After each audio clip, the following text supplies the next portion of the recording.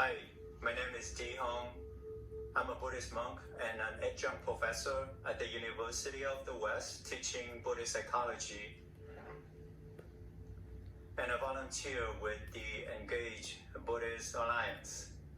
In this video, I will discuss the celebration of the Buddha's birthday and the implications behind the ritual of bathing the baby Buddha. Several canonical sources place his birth on the full moon of the fourth lunar month. However, you may find that in certain Asian countries, his birthday would be held on the 8th day of the fourth lunar month. In 1999, the United Nations officially recognized and declared the Buddha's birthday an international day of Vesak on the full moon day in the month of May each year.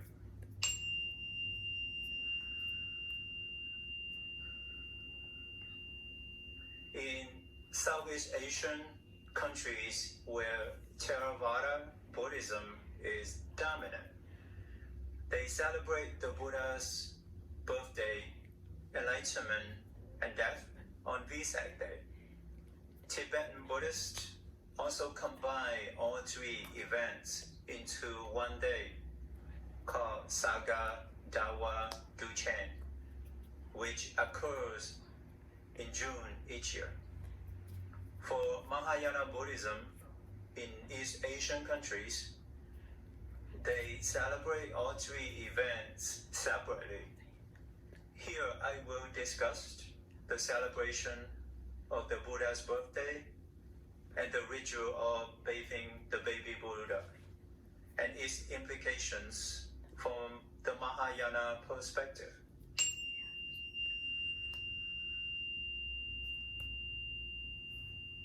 From canonical sources, the Buddha was born in a garden located in Lumbini, modern-day Nepal. According to legend, as soon as he was born, two fountains of pure spring water were formed in the sky to clean his body and his mother. He was named Siddhartha, meaning one who would fulfill his wishes. Of course, there was no account of celebrating the Buddha's birthday when he was alive. Even after his passing, there was no celebration of his birthday either. One written account that existed was by a Chinese monk, Fa Xian, who traveled to India and witnessed a celebration of the Buddha's birthday. Eventually, the celebration was spread to China and other Asian Buddhist countries and became a major Buddhist holiday to the present day.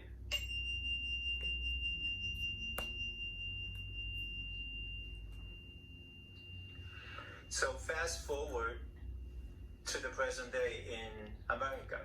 How do the Buddhist temples celebrate the Buddha's birthday? In the US, most Buddhist temples are usually open on Sundays for people to come for services because they have to work on weekdays. Therefore, the Buddha's birthday usually would be held over a couple Sundays in order to serve the Buddhist population. On the day of the celebration, the temple will set up and decorate a small garden with flowers and plants surrounding a big container filled with water in which the baby Buddha statue is placed on top. You can take a look at what I have right here, a small plastic bowl with water and some flowers, a baby Buddha statue, and a letter This is just a small representation of what would have looked like in the Buddhist temples.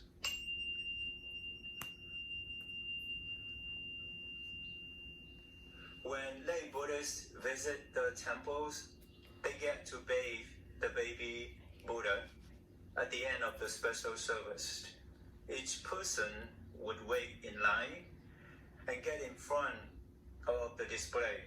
They first bow and then take a ladle and bathe the statue once or twice. Once the service is done, people would eat and chit-chat with each other.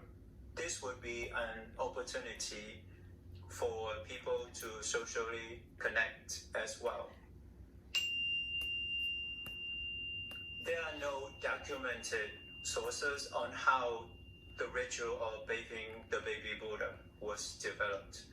However, through speculation, I would say that there are three reasons that led to the ritual. First, there was a need to honor and celebrate the birth of the Buddha. After all, he is the founder of Buddhism. Second, as I mentioned earlier, when the Buddha was born, two sources of water appeared to wash his body. Third and last, in India during the Buddha's time, people would take their personal god statue outside, bathe it, and put it back on the altar on a daily basis. Therefore, I would argue that these three reasons led to the ritual of bathing the baby Buddha. Now, what are the implications behind this ritual? We know that bathing or taking a shower cleans our bodies. This is a form of purification. But how do we purify our mind, our speech, and actions? In Buddhism, the three sources of our karma are mind, speech, and actions. Usually, I would suggest to people to make a vow before performing the ritual. If you feel angry easily, make a vow to work on your anger. If you gossip a lot, promise yourself to be mindful of your speech. If you tend to kill little insects, practice compassion for them and vow to stop. Further, in Buddhism, you don't just make a vow and go on about your life. You actually have to follow through. But how do you do it? Here are some of the steps that you can do. Note that these practices involve a level of awareness or mindfulness. First, let's say you make a vow to work on your anger. On a daily basis, take some time to contemplate on your feeling. Do you get angry at someone? Reflect on why you become angry. When you examine your anger closely, you'll be able to determine the cause of your anger and practice loving kindness to reduce or alleviate your anger. This is just one example on how to purify your mind. You can look at other negative feelings that you have experienced and deal with it in the same manner. When you regularly practice contemplation, you'll be able to keep your feelings and emotions in check and will not hold on to any negative emotion in your mind. In Buddhist psychology, the three causes of our mind's mental afflictions are greed, hatred, and ignorance. On speech, if you make a vow to purify your speech, such as gossiping, take some time to reflect on your conversations with people. Are your conversations involving the two of you, or do you talk about someone else? If so, make an effort to stop. Remind yourself that future conversations between two persons should just be two, not three. This is how you become more mindful of your speech, and this is right speech. Right speech consists of speaking the truth, avoiding malicious talk, avoiding harsh language, and avoiding idle chatter. In terms of your actions, how do you purify your actions or behaviors? For example, let's say that you have a tendency to kill little insects, such as ants. Reflect on why you do it. Can you just let them be? They want to live too. Imagine the pain of being stepped on or killed. This is how you have compassion for all people, animals, and insects. It is one of the ways to purify your actions.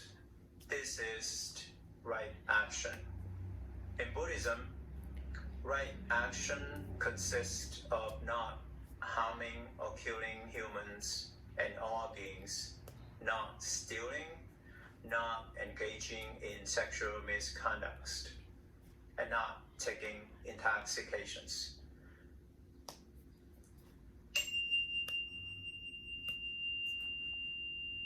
Let's review what I just presented. On Buddha's birthday, people would pay respect to him and make vows to improve the quality of their lives and to make progress in their spirituality. This can become a daily practice. This concludes my talk on the celebration of the Buddha's birthday. I hope that this talk is beneficial and interesting to all of you.